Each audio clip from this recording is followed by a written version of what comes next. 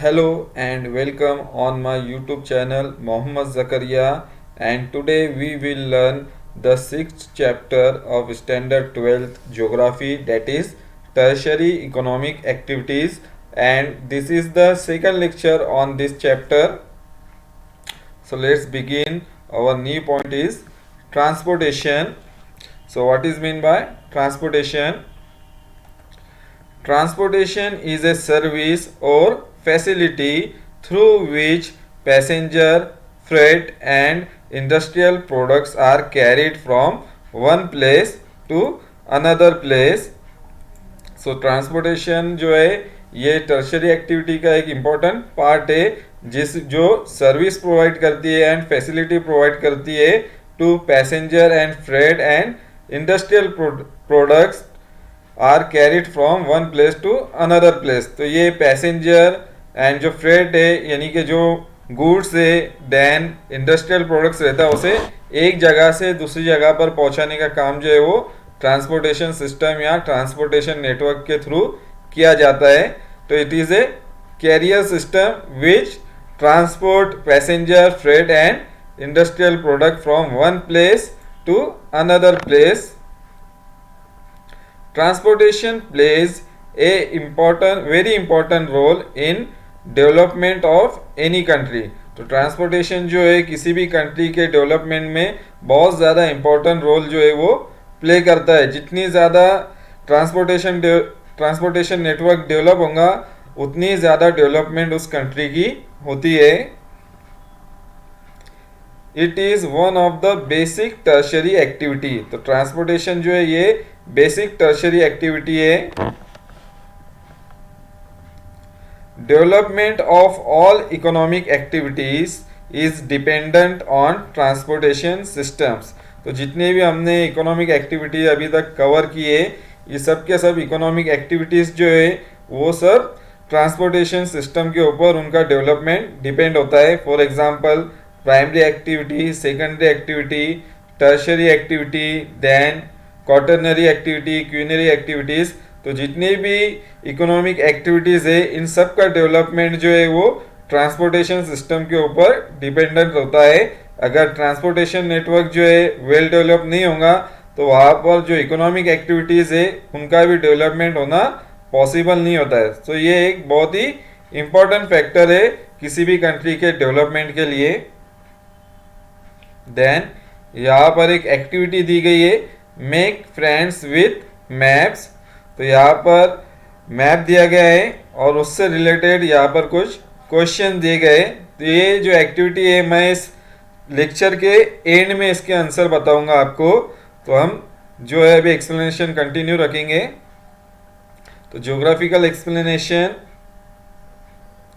Means of transportation are essential components of transport systems. तो जो means of transportation रहते हैं for example airways, roadways, waterways, ये जो है इसेंशियल कंपोनेंट्स है ट्रांसपोर्टेशन सिस्टम के. तो जो airways, roadways and waterways, pipeline जो इसे हम मीन्स ऑफ ट्रांसपोर्टेशन कहते हैं. They are the means to carry passenger or freight or a combination of both from one place to another. तो ये जो means of transportation है ये एक कैरियर का काम करते हैं. वो पैसेंजर या फ्रेट को या दोनों को ही एक जगह से दूसरी जगह पर पहुंचाने का काम करते हैं मीन्स ऑफ ट्रांसपोर्टेशन. यानी कि हम मीन्स ऑफ ट्रांसपोर्टेशन की मदद से जो पैसेंजर होते हैं या फ्रेट मीन्स जो भी प्रोडक्ट्स होते हैं उसे हम एक जगह से दूसरी जगह पहुंचा सकते हैं या दोनों को भी हम एक जगह से दूसरी जगह एक साथ पहुंचा सकते हैं. Combination of both means passenger और फ्रेट दोनों को ही रोडवेज, वाटरवेज एंड एयरवेज के थ्रू हम एक प्लेस से दूसरे प्लेस तक पहुंचा सकते हैं. Means of transportation can be grouped into three broad categories based on the medium they use.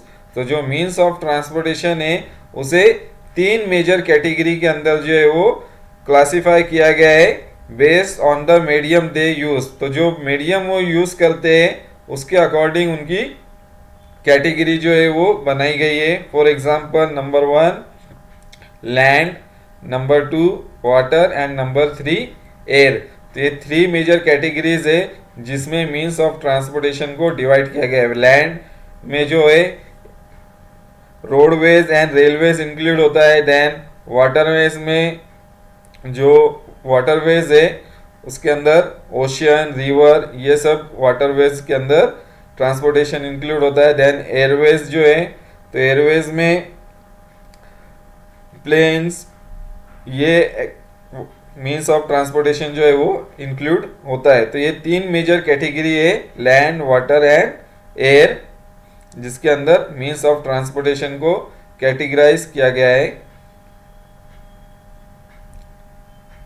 Each mode has its own requirement and feature and is adapted to serve the specific demand of freight and passenger traffic। तो जो means of transportation है, जो mode of transportation है, इसके अपने features और requirement होते हैं। यानी कि एयरवेज के अलग फीचर्स एंड रिक्वायरमेंट है, देन वाटरवेज जो है उसके अलग फीचर्स एंड रिक्वायरमेंट होती है, रोडवेज की जो है उसकी डिफरेंट रिक्वायरमेंट और फीचर्स होते हैं, और वो अपने जो प्रोडक्ट या पैसेंजर है उनके अकॉर्डिंग जो है अपनी सर्विस जो है वो प्रोवाइड करते हैं। यानी कि किस टाइप के प्रोडक्ट्स को उन्हें ट्रांसपोर्ट करना है एक जगह से दूसरी जगह, उसके अकॉर्डिंग जो है हम उसकी कैटेगरी मोड ऑफ ट्रांसपोर्टेशन को चूज करते हैं कि कौन से प्रोडक्ट को कौन से मोड ऑफ ट्रांसपोर्टेशन के थ्रू जो है एक जगह से दूसरी जगह पर पहुंचाना इजी होगा और ज़्यादा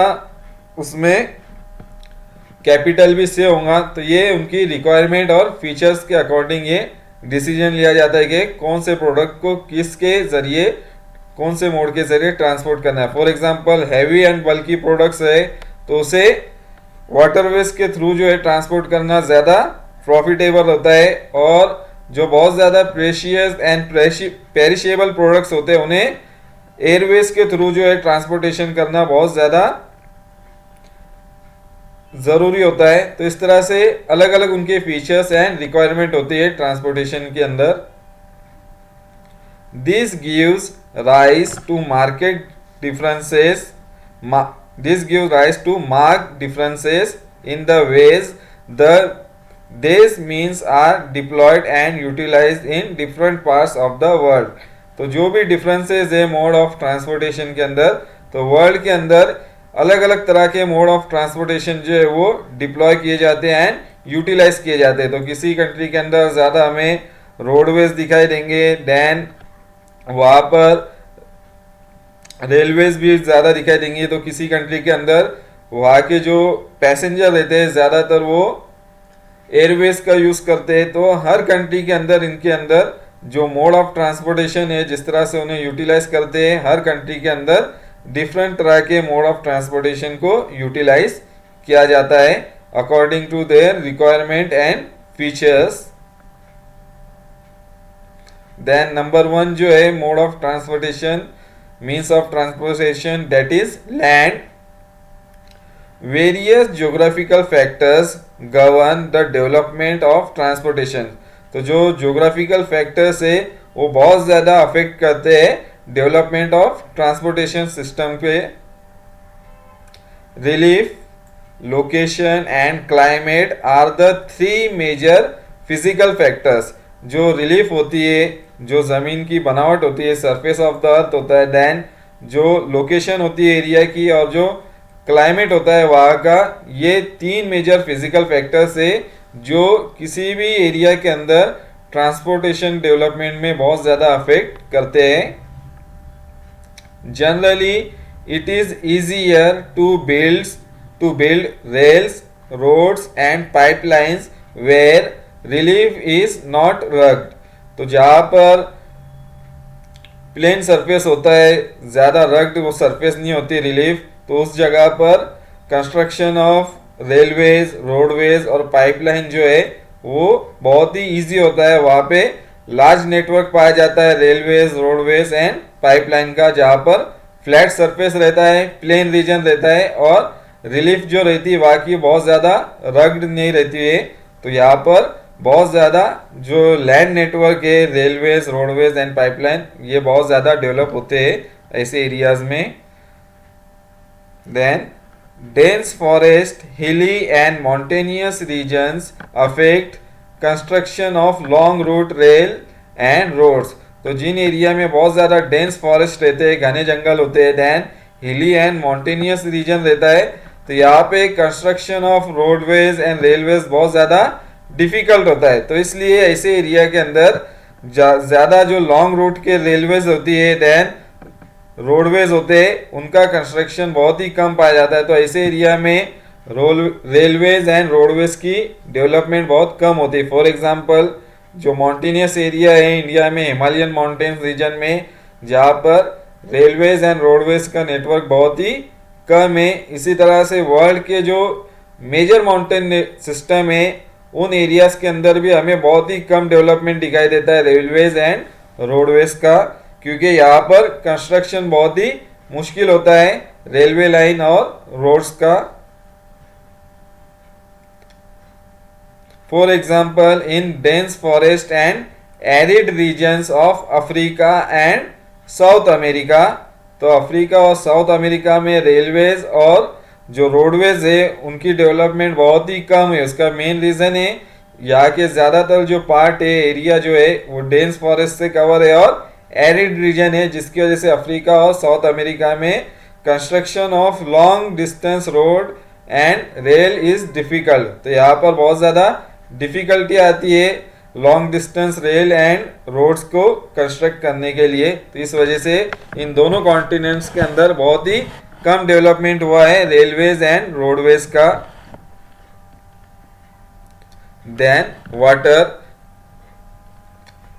coastal area location are favorable for the development of ports and harbors, especially broken coastal lines.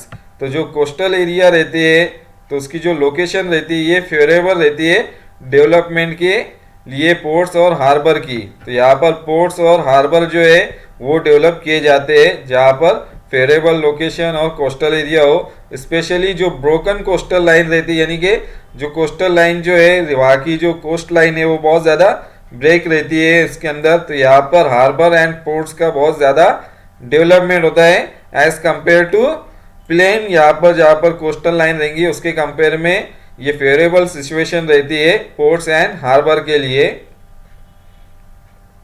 Therefore not all coastal area can be good for ports. तो इस तरह से जितने भी कोस्टल एरिया है ये सब के सब फेवरेबल नहीं होते पोर्ट्स एंड हार्बर के लिए. यानी कि जितने कोस्टल एरिया है, हम किसी भी जगह पर पोर्ट्स और हार्बर को डेवलप नहीं कर सकते. जहाँ पर ब्रोकन कोस्टल लाइन रहेंगी, देन वहाँ का फेवरेबल क्लाइमेट रहेगा, और जो वेव्स रहती है, जो टाइड्स रहती है, वो बहुत ज़्यादा हाई नहीं रहती है. देन वाटर जो रहता है वहाँ पर डीप होता है. तो ऐसे एरिया के अंदर पोर्ट्स एंड हार्बर जो है वो डेवलप किए जाते हैं. और जहाँ पर बहुत ज़्यादा रॉकी कोस्ट लाइन हो, बहुत ज़्यादा वहाँ पर बड़े बड़े रॉक्स हो बीच में, तो ऐसे कोस्टल एरिया के अंदर पोर्ट्स एंड हार्बर भी डेवलप नहीं किए जाते. देन शैलो वाटर हो, बहुत ज़्यादा गहरा पानी ना हो जिस एरिया में, तो वहाँ पर भी जो है पोर्ट्स एंड हार्बर्स का डेवलपमेंट नहीं हो सकता है. तो इस तरह से हर कोस्टल एरिया में हम पोर्ट्स एंड हार्बर का जो है वो डेवलप नहीं कर सकते. उसके लिए फेवरेबल लोकेशन होना, देन ब्रोकन कोस्ट लाइन होना, डीप वाटर होना, तो इस तरह की चीज़ें होना वहाँ पर ज़रूरी है. With development of technology air transport is now used मोर. तो जैसे ही टेक्नोलॉजी की डेवलपमेंट हुई है रिसेंटली, तो अभी रिसेंटली एयर ट्रांसपोर्टेशन का ज़्यादा यूज़ किया जा रहा है. But still major trade happens through ocean water. तो जो इंटरनेशनल ट्रेड है वो आज भी जो है ज़्यादा मैक्सिमम उसमें वाटरवेज का यूज़ ज़्यादा किया जाता है, ओशन रूट्स का यूज़ ज़्यादा किया जाता है. फॉर एग्जांपल, तो वाटरवेज के ज़रिए हम जो हैवी एंड बल्की जो प्रोडक्ट्स होते हैं, बड़े बड़े शिप में हम एक जगह से दूसरी जगह पर उन्हें पहुंचा सकते हैं. तो इस तरह से बड़े बड़े लार्ज कंटेनर्स होते हैं, तो इन्हें हम एयरवेज के थ्रू एक जगह से दूसरी जगह नहीं पहुंचा सकते। आज डेवलपमेंट तो हुआ है एयरवेज का ज़्यादा, लेकिन आज भी हम बहुत ज़्यादा हैवी एंड बल्कि जो प्रोडक्ट्स है, गुड्स है, उसे हम एयरवेज के थ्रू एक जगह से दूसरी जगह नहीं पहुंचा सकते। उसके लिए हमें इंपोर्ट एंड एक्सपोर्ट के लिए जो ट्रेड की जाती है, आज भी उसके लिए हमें ओशन रूट्स का ही ज़्यादा यूज़ करना पड़ता है। तो आज भी इंटरनेशनल जो ट्रेडिंग है वो ओशन रूट के थ्रू की जाती है, वाटरवेज के थ्रू की जाती है। तो ये इंटरनेशनल ट्रेड के अंदर बहुत ही इंपॉर्टेंट रोल प्ले करता है, waterways and ocean routes. Two canals which change the course of transport, Suez Canal and Panama Canal, were constructed to avoid long ocean routes। तो जो ये वाटरवेज में ही आते हैं, टू कैनल से जिन्हें कंस्ट्रक्ट किया गया, ये मैन मेड कैनल से फर्स्ट है, जिनकी वजह से जो ट्रांसपोर्टेशन रूट है वाटरवेज का, ये पूरी तरह से चेंज हो गया है। यानी कि जिस तरह से पहले होता था, इन कैनाल्स के पहले जो डिस्टेंस कवर किया जाता था वो बहुत ज़्यादा डिस्टेंस होता था वाटरवेज का, बट जब मैन मेड ये कैनाल्स जो है कंस्ट्रक्ट की गई, फर्स्ट है Suez canal, then Panama canal, जिसकी वजह से जो लॉन्ग डिस्टेंस था ओशन रूट्स का वो बहुत ही कम हो गया, बहुत ज़्यादा रिड्यूस हो गया, जिसकी वजह से टाइम एंड जो डिस्टेंस है वो बहुत ज़्यादा सेव होने लगा वाटरवेज के अंदर। दे change the use of ocean routes radically. तो इन दोनों कैनल्स की वजह से जो ओशन रूट्स था, जो समंदरी रास्ते थे, ये पूरी तरह से जो है वो चेंज हो गए। इसमें बहुत ज़्यादा बदलाव आ गया उनके ओशन रूट्स के अंदर, इन दोनों कैनल्स की वजह से। Suez canal connected Asia with Europe and Africa. तो सुएज कैनल जो है तीन कॉन्टिनेंट्स को जो है एक दूसरे से कनेक्ट करती है, Asia with Europe and Africa. इस सुएज कैनल की वजह से तीनों कॉन्टिनेंट एक दूसरे से कनेक्ट होते हैं। Then Panama canal joint Pacific and Atlantic oceans. तो पनामा कैनल जो है ये दोनों ओशंस को एक जगह कनेक्ट करती है, जॉइंट करती है। तो हम मैप में इसे देख सकते हैं इन कैनल्स को। फर्स्ट है सुएज कैनल। तो सुएज कैनल जो है यहाँ पर इजिप्ट में इसे कंस्ट्रक्ट किया गया, ये मैन मेड कैनल है। तो यहाँ पर दो डिफरेंट वाटर बॉडी को ये कनेक्ट करती है। यहाँ पर है मेडिटेरियन सी, ये जो ब्लू वाटर बॉडी दिख रही है ये मेडिटेरियन सी है, और ये है रेड सी। तो ये दोनों वाटर बॉडी एक दूसरे से डिटैच्ड है, दोनों अलग अलग वाटर बॉडी है। और यहाँ पर नैरो जो है लैंड सरफेस था, तो जिसे कट किया गया है और दोनों वाटर बॉडी जो एक दूसरे से कनेक्ट हो गए। तो जिसकी वजह से जो डिस्टेंस था ट्रैवल करने का ओशन रूट का वो बहुत ही कम हो गया। तो सुएज कैनल कंस्ट्रक्ट होने से पहले जो सी रूट था, ओशन रूट था, वो बहुत ज़्यादा लॉन्ग डिस्टेंस था। फॉर एग्जांपल लंदन से मुंबई पहुंचने के लिए जो रूट यूज़ किया जाता था वो लंदन यहाँ पर है। तो यहाँ से शिप जो है यूरोप से निकलते हुए जो अफ्रीका कॉन्टिनेंट है उससे नियर बाय अफ्रीका कॉन्टिनेंट ये ट्रैवल करते हुए जहाँ पर अफ्रीका का लास्ट पॉइंट है केप ऑफ गुड होप, तो यहाँ पर पहुँचती थी। और यहाँ से फिर वो शिप फिर मुंबई यहाँ पर पहुँचती थी। तो इस तरह से ये पूरा अफ्रीका का यहाँ पर उन्हें चक्कर लगाना पड़ता था सुएज कैनल कंस्ट्रक्ट होने से पहले। तो इसके बाद जब सुएज कैनल यहाँ पर कंस्ट्रक्ट हो गई तो अभी जो डिस्टेंस था वो बहुत ही कम हो गया। अभी इस डायरेक्टली यहाँ से यूरोप से होते हुए यहाँ पर जिब्राल्टर जो कंट्री है, यहाँ से फिर मेडिटेरियन सी में एटलांटिक ओशन से मेडिटेरियन सी से होते हुए सुएज कैनल से होते हुए ये ओशन रूट से फिर डायरेक्टली हम मुंबई तक यहाँ से बहुत ही कम टाइम में पहुँच सकते। तो इस तरह से ये कैनल कंस्ट्रक्ट की गई है, जिसकी वजह से ये कैनल जो है यूरोप को अफ्रीका देन एशिया से कनेक्ट करती है। बहुत ही शॉर्टकट रूट है ये ओशन रूट का, जिसकी वजह से पूरा जो राउंड लगाना पड़ता था, पूरा जो चक्कर लगाना पड़ता था अफ्रीका कॉन्टिनेंट का, ये पूरी तरह से खत्म हो गया। अब डायरेक्टली मेडिटेरियन सी से होते हुए रेड सी में इंटर होते हैं और रेड सी से इंडियन ओशन से डायरेक्टली एशियन जो कंट्रीज है वहाँ तक पहुँचा जा सकता है। देन जो सेकंड है कैनल वो है पनामा कैनल। तो पनामा कैनल जो है यहाँ पर कंस्ट्रक्ट की गई है, ये जो सिंबल है कैनल का यहाँ पर दिखाई दे रहा है, तो ये कैनल यहाँ पर है, पनामा कैनल। तो यहाँ पर भी ये लैंड सरफेस था बीच में, तो इसे नैरोली यहाँ पर कट किया गया है और दोनों ओशंस जो है पैसिफिक ओशन और अटलांटिक ओशन, इस नैरो जो है लैंड को कट करने के बाद यहाँ पर दोनों कनेक्ट हो गए एक दूसरे से।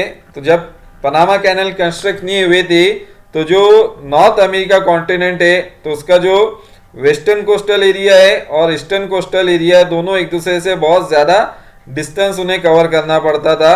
फॉर एग्जांपल अगर लॉस एंजलिस से हमें न्यूयॉर्क जाना होता था उस टाइम पे, पनामा कैनल कंस्ट्रक्ट होने से पहले, तो लॉस एंजलिस से होते हुए पूरे साउथ अमेरिका का जो है वो चक्कर लगाना पड़ता था, राउंड लगाकर पूरा साउथ अमेरिका का इतना बड़ा डिस्टेंस जो है कवर करते हुए न्यूयॉर्क पहुंचना पड़ता था। बट यहाँ पर फिर पनामा कैनल जो है वो कंस्ट्रक्ट की गई और फिर जो डिस्टेंस था वेस्टर्न कोस्टल एरिया का और ईस्टर्न कोस्टल एरिया का बहुत ही कम हो गया। लॉस एंजलिस से अभी डायरेक्टली जो है निकलते हुए पनामा कैनल से इंटर होते हुए यहाँ से फिर बहुत ही शॉर्टकट तरीके से न्यूयॉर्क पहुंचा जा सकता है, जिसकी वजह से बहुत ज़्यादा टाइम की सेविंग होती है, डिस्टेंस की सेविंग होती है और जो कैपिटल की सेव होती है। फॉर एग्जांपल फ्यूल भी कम यूज़ होता है डिस्टेंस कम होने की वजह से, तो जिसकी वजह से कैपिटल भी बहुत ज़्यादा सेव होता है।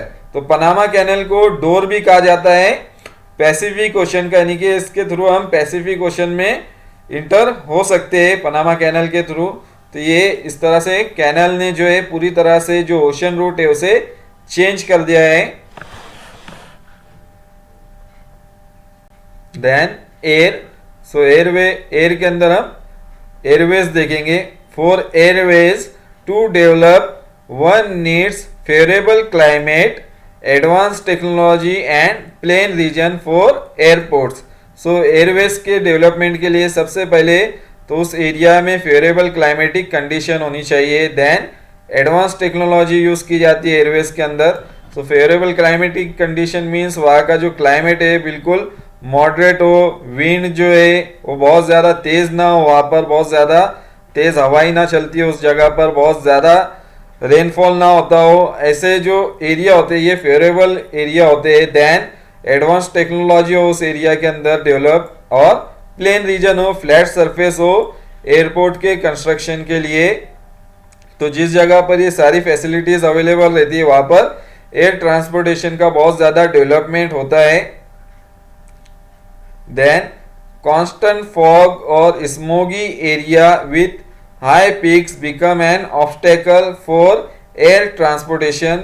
तो जिन एरिया में हमेशा फॉग और स्मोग रहता है, तो इनसे हम कोहरा धुंध कहते हैं, तो जिन एरिया के अंदर कॉन्स्टेंटली स्मोग एंड फॉग होती है तो ऐसे एरिया में जो है एयर ट्रांसपोर्टेशन जो है बहुत ज़्यादा डेवलप नहीं होती है। उसके अलावा जहाँ पर हाई पीक्स, ऊंचे ऊंचे पहाड़ मौजूद होते हैं तो ऐसे एरिया भी जो है ऑब्स्टेकल का काम करते हैं, एक रुकावट का काम करते हैं एयर ट्रांसपोर्टेशन में। तो ऐसे एरिया में जो है एयर ट्रांसपोर्टेशन बहुत ज़्यादा डेवलप नहीं होती है।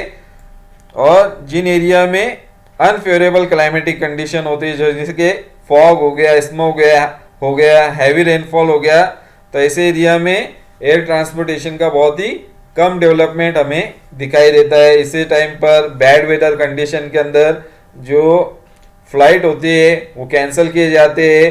देन क्योंकि उन्हें खतरा रहता है, अगर कि फॉर एग्जांपल किसी एरिया में बहुत ज़्यादा हैवी रेनफॉल हुआ हो तो ऐसे एरिया में लैंडिंग में बहुत ज़्यादा प्रॉब्लम होती है। प्लेन जो है वो रनवे पर स्लिप हो सकता है, जिसकी वजह से एक बड़ा एक्सीडेंट उनका हो सकता है वहाँ पर। तो ऐसे वक्त में बहुत सारी जो फ्लाइट है वो कैंसिल किए जाते हैं, उनका शेड्यूल जो है वो चेंज किया जाता है। तो इसलिए फेवरेबल क्लाइमेट बहुत ही ज़रूरी होता है एयर ट्रांसपोर्टेशन के अंदर। देन ये जो एक्टिविटी दी गई है फर्स्ट, ये मैं इसके आंसर अभी आपको बताऊंगा। Make friends with map. तो यहाँ पर क्वेश्चन है, look at the map in figure 6.2 and answer the following questions. So question number 1, which means of transportation are shown in the map. तो इस मैप के अंदर कौन से मीन्स ऑफ ट्रांसपोर्टेशन जो है वो शो किए गए, बताए गए। तो हम इंडेक्स में अगर देखें यहाँ पर, तो जो मीन्स ऑफ ट्रांसपोर्टेशन है वो है वाटरवेज, एयरवेज एंड रेलवेज। ये तीन जो है मीन्स ऑफ ट्रांसपोर्टेशन यहाँ पर बताए गए हैं, वाटरवेज, एयरवेज एंड रेलवेज। और बाकी जो ऊपर दिखाई दे रहा है हमें, canal, ports, airports, railway terminal, तो ये तीनों के ही पार्ट है, तीनों के ही मोड है ट्रांसपोर्टेशन के, जो इसके अंदर इंक्लूड होते हैं। जो मेजर ट्रांसपोर्टेशन मीन्स है हमारे वो है वाटरवेज, एयरवेज एंड रेलवेज। तो ये हमारा आंसर है waterways, airways and railways, question number 1 के। Then question number 2, between which continents do you see an overall higher flow of transportation. So हमें मैप के ऊपर कौन से कॉन्टिनेंट्स के ऊपर बहुत ज़्यादा हमें ओवरऑल हायर फ्लो दिखाई दे रहा है ट्रांसपोर्टेशन का, यानी कि बहुत ज़्यादा वहाँ पर हमें ट्रांसपोर्टेशन जो है वो नेटवर्क दिखाई दे रहा है। तो ये जो कॉन्टिनेंट है वो है यूरोप एंड नॉर्थ अमेरिका। जो कॉन्टिनेंट है इस पे सबसे ज़्यादा हमें हाई फ्लो दिखाई दे रहा है ट्रांसपोर्टेशन नेटवर्क का, जिनमें वाटरवेज, एयरवेज एंड रेलवेज सब इंक्लूड है यहाँ पर। तो ये बहुत ज़्यादा डेवलप कंट्रीज़ है, और डेवलप कंट्रीज़ होने की वजह से यहाँ पर जो ट्रांसपोर्टेशन नेटवर्क है वो भी बहुत ज़्यादा डेवलप हुआ है। तो जिसकी वजह से इन दोनों कॉन्टिनेंट के हमें बहुत ज़्यादा हाई फ्लो दिखाई दे रहा है, एक जगह से दूसरी जगह से वो दोनों एक दूसरे से बहुत अच्छी तरह से कनेक्टेड है, चाहे वो एयरवेज हो या फिर यहाँ पर ब्लू लाइन हमें दिखाई दे रही है वाटरवेज के। तो दोनों एक दूसरे से बहुत ज़्यादा वेल कनेक्टेड है, और लार्ज स्केल पर यहाँ पर ट्रेडिंग जो है दोनों कॉन्टिनेंट्स के बीच में की जाती है through airways and waterways. Question number 3, which canals can you see in the waterways, what could be their purpose. तो जिस तरह से हमने कैनल्स का पहले ही देखे हैं, तो कौन से कैनल्स हमें इस मैप के ऊपर दिखाई दे रहे हैं। तो कैनल के लिए यहाँ पर सिंबल है, तो हमें दो कैनल इस मैप पर शो हो रहे हैं। फर्स्ट है यहाँ पर सुएज कैनल एंड सेकंड है Panama canal. So our first part answer is Suez canal and Panama canal are shown on this map and their purpose. So Suez Canal is constructed to avoid the long distance of Europe and Asia. तो जिसकी वजह से जो distance था, large distance, long distance होता था Europe से Asia को कनेक्ट करने का फ्रॉम अफ्रीका, जो केप ऑफ गुड होप का जो पहले सी रूट था, ये पूरी तरह से उसको चेंज कर दिया गया है, और डायरेक्टली अब ये इसका जो सुएज कैनल कंस्ट्रक्ट होने के बाद डायरेक्टली मेडिटेरियन सी और रेड सी एक दूसरे से कनेक्ट होने की वजह से ये बहुत ही कम टाइम में हम यूरोप से एशिया और अफ्रीकन कंट्रीज तक पहुंच सकते हैं। देन पनामा कैनल जो है इसका मेन पर्पस था दोनों कोस्टल एरिया को कनेक्ट करना, ईस्टर्न कोस्टल एरिया और वेस्टर्न कोस्टल एरिया को, दोनों एक दूसरे से बहुत ज़्यादा कनेक्टेड हो गए। मीन्स उनका जो पहले लॉन्ग डिस्टेंस होता था साउथ अमेरिका का, पूरी तरह से राउंड लगाकर उन्हें यहाँ पर ईस्टर्न कोस्टल एरिया में पहुँचना पड़ता था, बट अभी सिर्फ यहाँ पर उन्होंने कैनल कंस्ट्रक्ट की, पनामा कैनल, और जिसकी वजह से यहाँ से होते हुए डायरेक्ट हम जो ईस्टर्न कोस्टल है वहाँ तक पहुँच सकते हैं फ्रॉम वेस्टर्न पार्ट से। तो ये मेन पर्पस था उनका, to reduce the distance and time of sea route. Then question number 4, which two major cities in India are connected internationally through airways। तो इंडिया की कौन से जो दो मेजर सिटीज है जो बहुत ज़्यादा वेल कनेक्टेड है इंटरनेशनली थ्रू एयरवेज। तो जहाँ पर एयरवेज जो है बहुत ज़्यादा कनेक्टेड है दूसरे कंट्रीज से इंडिया की, तो वो सिटी जो हमारे फर्स्ट है दिल्ली, देन मुंबई। तो ये दोनों बहुत ही ज़्यादा एयरवेज के लिए बहुत ज़्यादा वेल डेवलप है। यहाँ से बहुत ज़्यादा जो है इंटरनेशनल फ़्लाइट जो है वो रन होती है दिल्ली एंड मुंबई से। किसी भी इंटरनेशनल लेवल पे हमें ट्रैवल करना हो तो हमें फ़्लाइट जो है वो दिल्ली और मुंबई से इजीली जो है वो अवेलेबल हो जाती है। Then question number 5, which two continent show a lesser use of air routes. तो कौन से दो कॉन्टिनेंट्स के अंदर हमें बहुत ही कम यूज़ दिखाई देता है एयर रूट्स का। तो ये जो कॉन्टिनेंट है वो है अफ्रीका एंड साउथ अमेरिका, इन दोनों कॉन्टिनेंट के अंदर जो है एयरवेज का बहुत ही कम यूज किया जाता है, बहुत ही कम डेवलपमेंट हुआ है because of unfavourable climatic condition, जहाँ पर जिनके ज़्यादातर पार्ट जो है वो डेंस फॉरेस्ट से कवर है, एरिड लैंड है, then mountainous and hilly area है, जिसकी वजह से यहाँ पर एयरवेज ने जो है बहुत ज़्यादा डेवलपमेंट नहीं हुई है। देन टेक्नोलॉजी का डेवलपमेंट भी इन दोनों कॉन्टिनेंट्स के अंदर बहुत ही कम हुआ है। तो यहाँ पर एयरवेज की डेवलपमेंट इस वजह से बहुत ही कम है continent of Africa and continent of south America में, बहुत ही कम यहाँ पर हमें एयरवेज जो है वो दिखाई दे रही है यहाँ पर अफ्रीका एंड साउथ अमेरिका में। Then question number 6, which two continent show a lesser use of rail routes and why. तो ये फिर से वही दो कॉन्टिनेंट है, continent of Africa and South America. इन दोनों कॉन्टिनेंट के अंदर फिर से जो रेल रूट्स है बहुत ही उनका कम डेवलपमेंट हुआ है। उसका रीज़न भी जो है यहाँ पर अनफेवरेबल जो है क्लाइमेटिक कंडीशन है, जो रिलीफ फीचर है वहाँ का जो अर्थ सरफेस है वो भी वहाँ पर बिल्कुल ही अनफेवरेबल है, मीन्स यहाँ पर डेजर्ट एंड एरिड रीजन है, देन डेंस फॉरेस्ट एरिया है, इन दोनों एरिया में हिली एंड माउंटेनियस रीजन है, जिसकी वजह से जो रेल रूट का कंस्ट्रक्शन होता है रेलवे लाइन का बहुत ही कम होता है। यहाँ पर लॉन्ग डिस्टेंस यहाँ पर रेल रूट्स एंड रोडवेज भी बहुत कम दिखाई देते हैं इन दोनों कॉन्टिनेंट्स के अंदर। Then question number 7, which rail route connect two continents. तो कौन सा रेल रूट जो है वो दो कॉन्टिनेंट को कनेक्ट करता है। तो ये रेल रूट जो है वो है मॉस्को टू व्लादिवोस्टोक।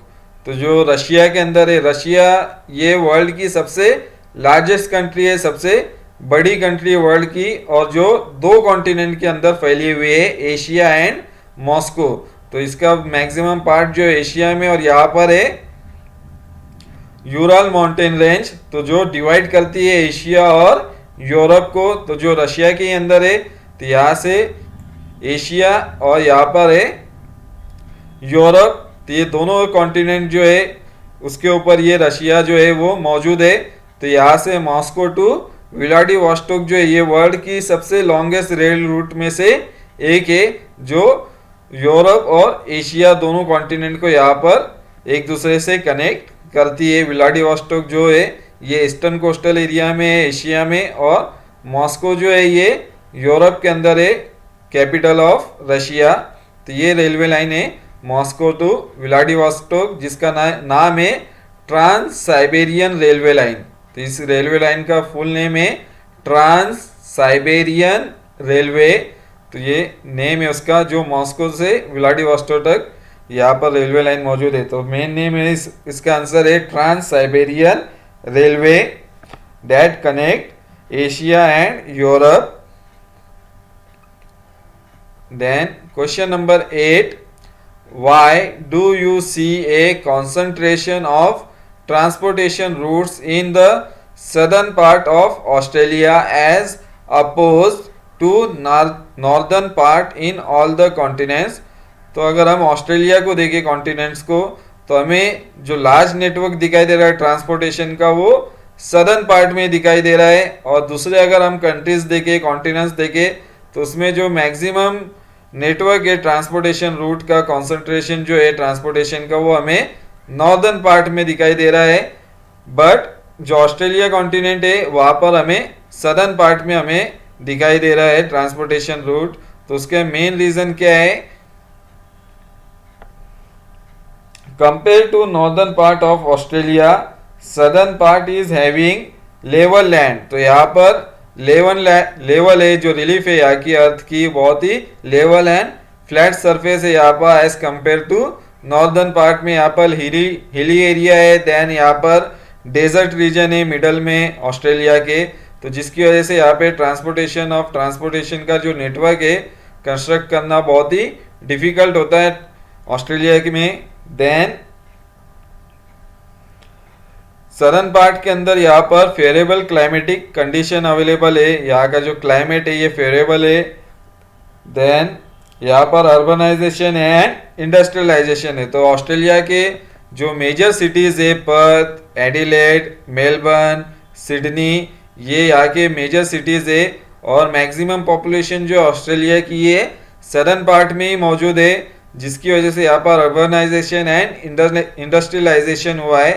तो यहाँ पर जो रीज़न है इसका, मैक्सिमम पॉपुलेशन ऑस्ट्रेलिया की है सदर्न पार्ट में रहती है, क्योंकि यहाँ पर फ्लैट सरफेस है अर्थ का, देन फेवरेबल क्लाइमेटिक कंडीशन है। और ऑस्ट्रेलिया के जो मेजर सिटीज़ है Adelaide, Brisbane, Perth, Sydney, Melbourne, ये सब यहाँ पर मौजूद है, जिसकी वजह से ऑस्ट्रेलिया के सदर्न पार्ट में हमें ट्रांसपोर्टेशन नेटवर्क जो है वो ज़्यादा दिखाई दे रहा है, चाहे वो एयरवेज हो, देन रेलवेज हो या फिर वाटरवेज हो, सबका डेवलपमेंट सदर्न पार्ट में हुआ है ऑस्ट्रेलिया के।